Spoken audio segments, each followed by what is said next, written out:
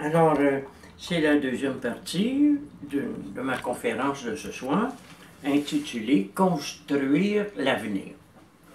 D'abord, j'aimerais résumer ma conception de l'avenir. Et pour vous parler de l'avenir, il faut que je vous parle du temps. Alors, vous savez,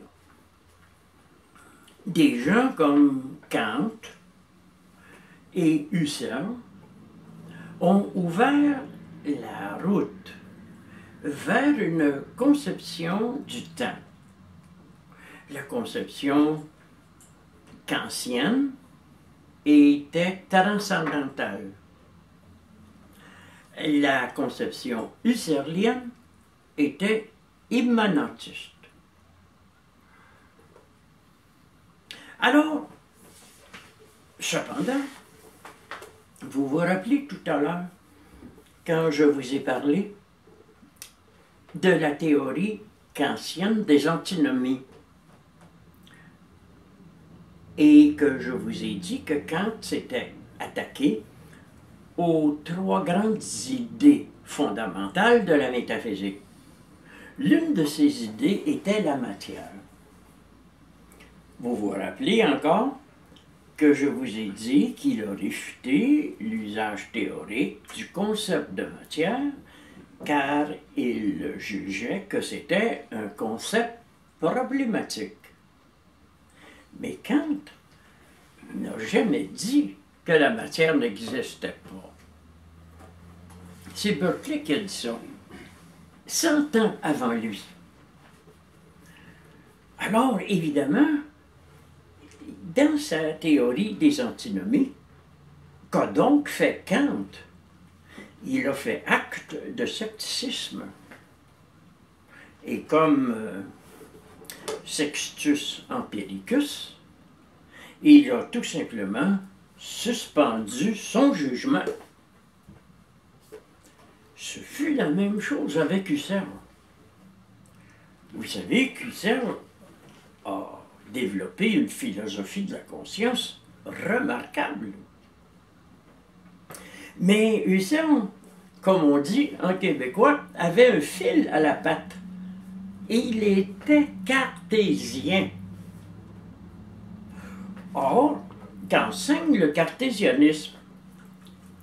Qu'il n'y a pas de certitude absolue sans un doute méthodique préalable.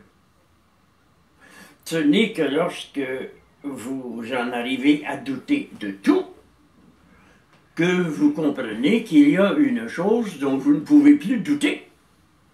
Et c'est que vous doutez. Et que pour douter, il faut penser. Et que pour penser, il faut être. Je mets une restriction sur cette dernière précision. Je dirais plutôt que c'est en pensant qu'on devient être. Mais laissons tomber.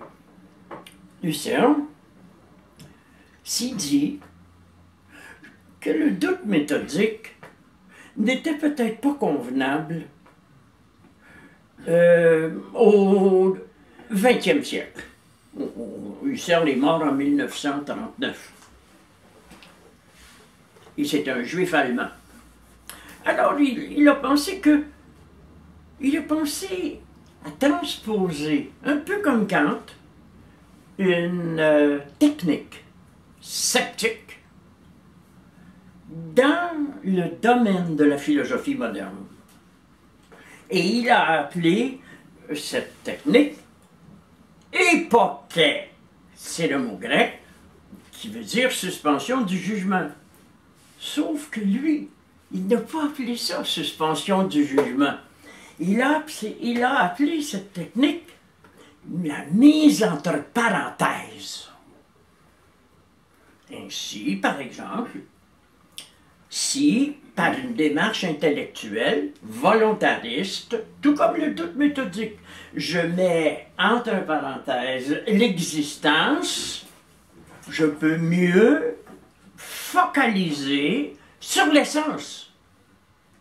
l'existence étant comme un résidu matériel extérieur, et l'essence étant retenue comme un vécu bipolaire, mais ne l'entendez pas dans le sens de la psychologie, mais plutôt dans le sens de la métaphysique, c'est-à-dire avec un côté monde et un côté sujet.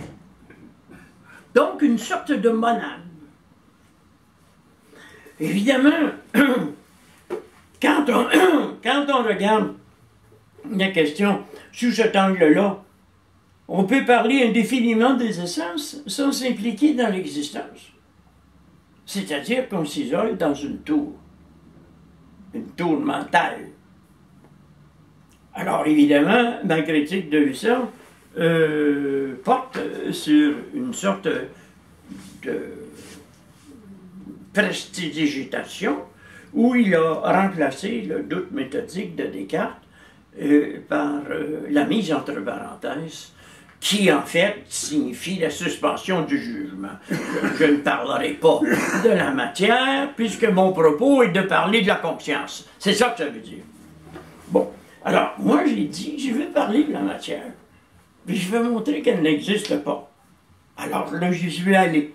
J'ai fait ma thèse de doctorat, ma thèse postdoctorale, et ensuite j'ai écrit 6 gros bouquins sur le sujet. Le grand traité sur l'immatérialisme.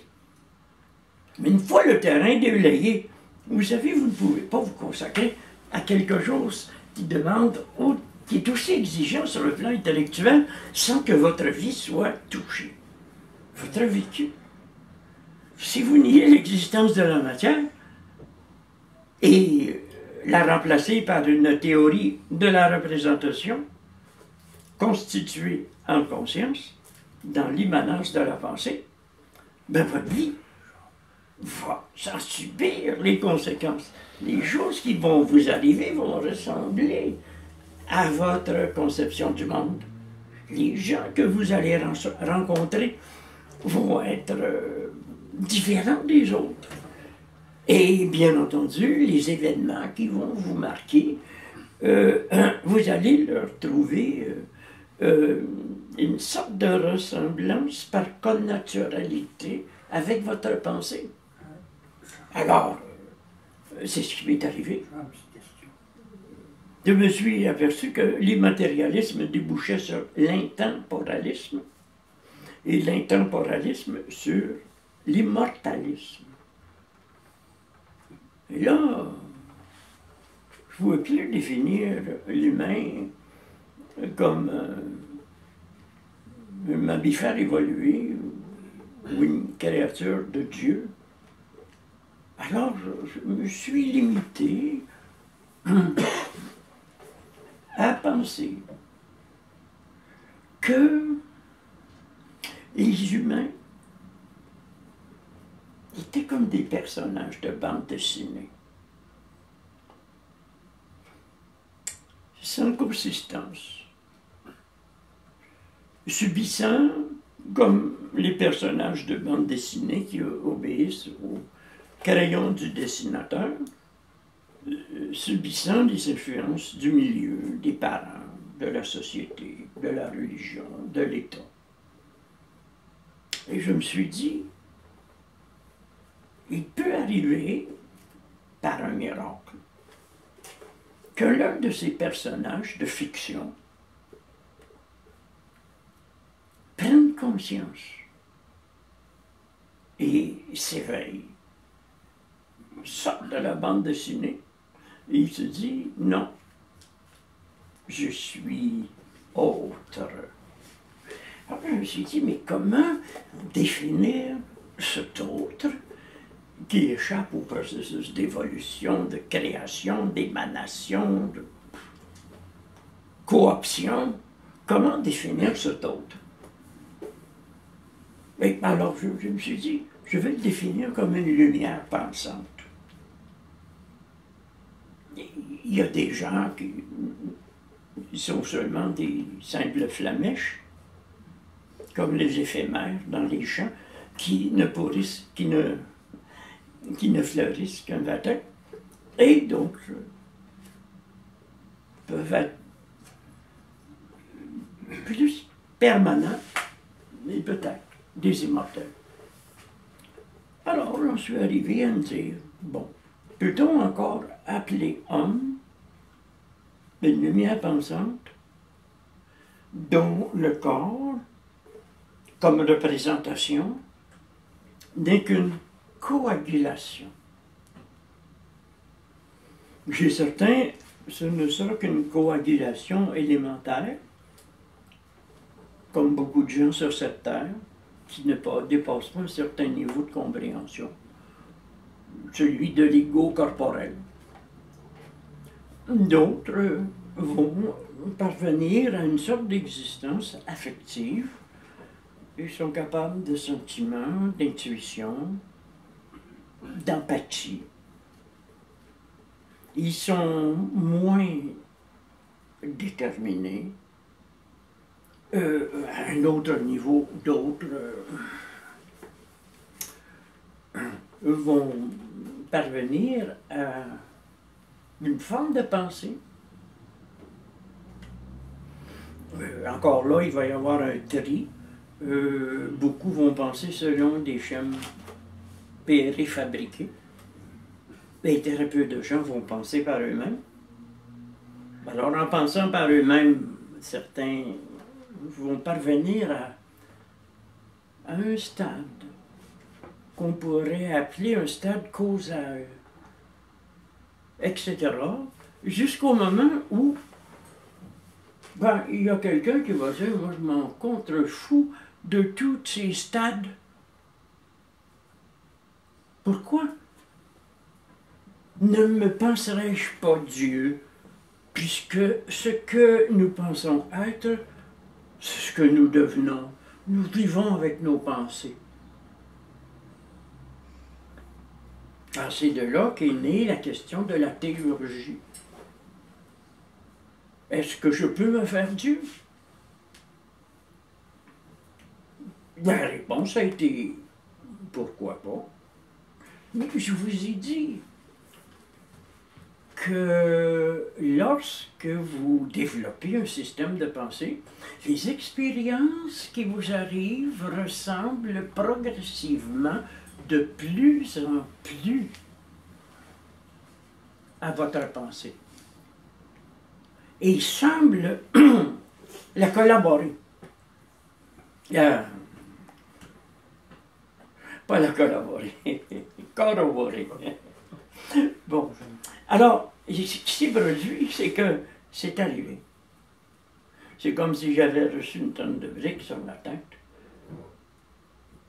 Et dans un éclat absolument inouï, en rêve.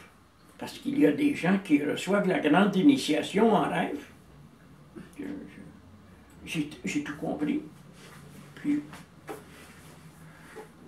j'ai réalisé que j'étais Dieu et qu'il n'y avait rien à faire avec ça.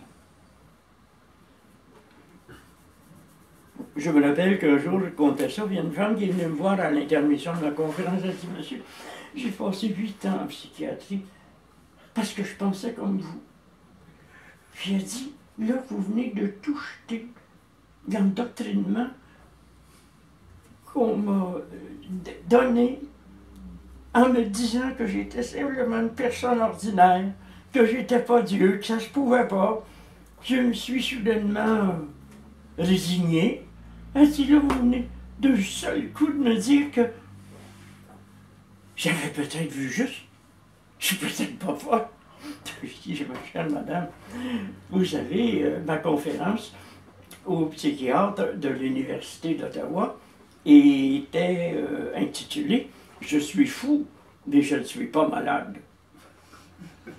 Alors, évidemment, ça remet en cause toutes les questions relatives à ce que John Cowper Powys appelle la folie de Dieu, la créativité de la folie, et à la distinction que fait Erasme de Rotterdam entre les morosophoi Et les Moro-Totoy. Les Moro-Totoy. Mon nom de famille en grec signifie la folie. Moria. Alors, les Moro-Totoy sont des fous qui sont malades. Et les Moro-Sophoy sont des fous fins. Un peu comme quand Pseudo-Denis l'Aréopagite dit que la sagesse divine est déraisonnable et folle. Alors, peu à peu, j'ai creusé ce concept-là. Je me rappelle encore le directeur général directeur, oui, un médecin de l'hôpital de l'Annonciation. Il m'avait invité à venir leur parler du sadisme. Curieuse question demandée à un philosophe. Alors, je leur ai parlé un petit peu de ma conception du sadisme pendant au moins 2 heures. Les gens m'écoutaient, il y avait un tas de gens, là, il y a des infirmières, des médecins, des professeurs. Les gens suivaient ça. Alors, c'est lui qui a eu le devoir de me remercier. Avec pendant une demi-heure, il a travaillé très fort pour dire que tout ce que j'avais dit du sadisme n'était que dans mon imagination et que ça n'avait aucun rapport avec la réalité. Puis j'attendais un combat. Et je lui ai dit, est-ce que vous réalisez que tout ce que vous venez de dire n'existe également que dans votre imagination? Alors là, il a dit, super génial! Il y a des gens, semble-t-il, qui avaient une revanche à prendre sur cet homme qui passait pour un dictateur. Ils se sont mis à rire, bien gueuler. Alors là, il m'a dit, vous m'avez bien eu, là. Puis, on n'a pas voulu. Il est venu me reconduire jusqu'à la porte de l'hôpital. Mais c'était intéressant, parce que, voyez-vous, tout ce que vous pouvez penser dans le monde, c'est dans votre imagination. Si vous n'êtes pas assez intelligent, bien, on va vous soigner.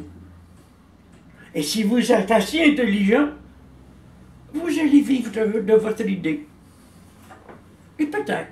Si vous êtes trop intelligent, on va vous soigner aussi. Non. Quand on est trop intelligent, on l'est assez pour ne pas se faire remarquer ou pour donner à penser qu'on est un humoriste. Alors c'est comme ça que j'ai tiré mon épingle du jeu, que j'ai réussi à vivre heureux.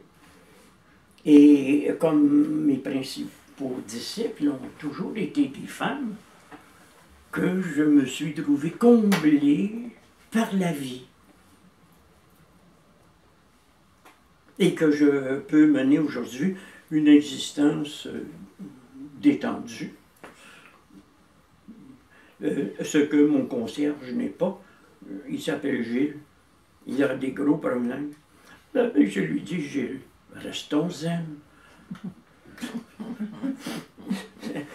Il a vraiment des gros problèmes parce que l'administration de l'immeuble ici, moi j'ai connu une douzaine de propriétaires et une quinzaine de concierges. Ça va de pire en pire. Et ben moi, je connais un peu le fonctionnement de l'immeuble après toutes ces années, presque un demi-siècle. Alors je l'invite à rester zen. On s'amuse, mais il me regarde toujours avec un petit air méfiant en disant ce qu'il me peigne ma gueule. Ouais. L'idée, mes amis, que vous pouvez construire votre vie à votre gré, dans tous les domaines, et échapper à la législation de la loi générale pour imposer votre style et vous faire des amis, est quelque chose qui n'est pas encore entré dans les mœurs et surtout dans les universités. Et le gros problème est toujours de savoir comment démontrer si une telle vision du monde est vraie par ses résultats. Si à 135 ans, j'ai encore une mine acceptable et que je ne fais pas fuir les gens, Parce qu'entre-temps, j'ai béni aussi bien ma longévité que ma jeunesse éternelle et mes enzymes de jeunesse. Puis peut-être qu'à l'usure, les gens vont se dire c'est peut-être une bonne pensée. En tout cas, André, à 79 ans bientôt, parce que moi je vis collé sur toi, je vis auprès de toi, moi je peux vous assurer qu'il est de plus en plus lucide et de plus en plus intelligent qu'il a toujours été. Ben, c'est pas compliqué, mes amis. Et c'est vrai. Au lieu de penser que vous êtes un animal plus ou moins raisonnable et manipulé, aliéné et bon pour faire de la nourriture, si vous pensez que vous êtes une lumière pensante, que vous bénissez votre identité divine, regardez, prenons un exemple. Moi, je me dis, le cœur, c'est important. C'est un petit peu central. Hein? Alors, je vais bénir mon système cardiovasculaire. Je vais bénir mon cœur et mon énergie cardio. Je vais bénir les différentes parties de mon cœur, mon muscle cardiaque, la qualité de mon sang, mon taux parfait de sucre, ma pression artérielle. Puis je vais bénir mon euphorie cardiaque pour être dans la félicité et la détente. Après ça, ben, c'est sûrement le cerveau.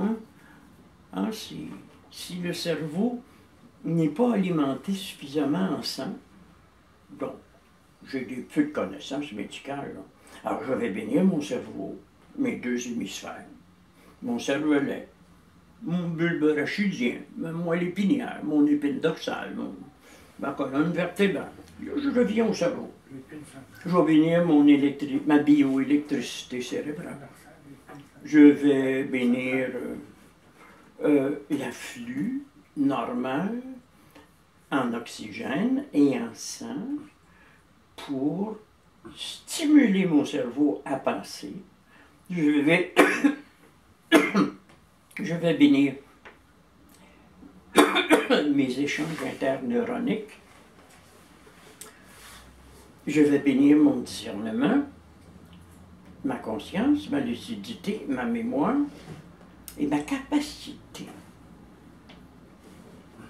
de recevoir l'inspiration, car je suis très convaincu que le cerveau ne pense pas, mais que c'est un appareil de traduction de la haute pensée et que certains cerveaux devenant malades, parce qu'il y a eu des traumatismes, un manque d'oxygénation, un sang trop sucré, ça ne veut pas dire que la pensée est fausse.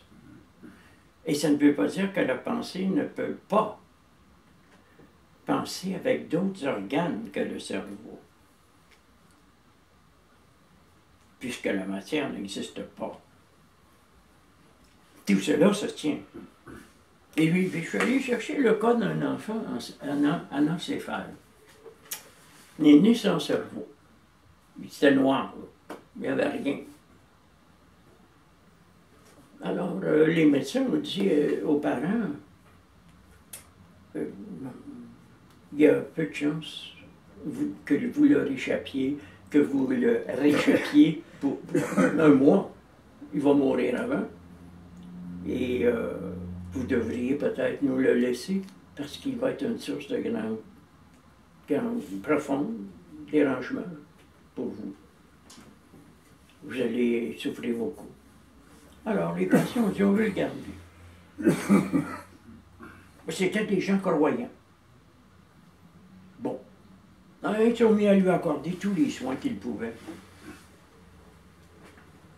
Et puis à lui parler. Après une semaine, le médecin a appelé. Il dit, alors? Il dit, il va bien. J'aimerais bien le voir. Il dit, venez me voir la semaine prochaine. Il regarde le bébé. C'est sûr que c'est difficile de voir si un bébé est normal à un âge si tendre. Mais après 2 mois, il y avait un problème. Et on aurait dit que d'autres parties du corps avaient pris en charge les fonctions du cerveau. Et après 7 ou 8 mois, on a cru déceler dans cette masse vide des filaments en formation.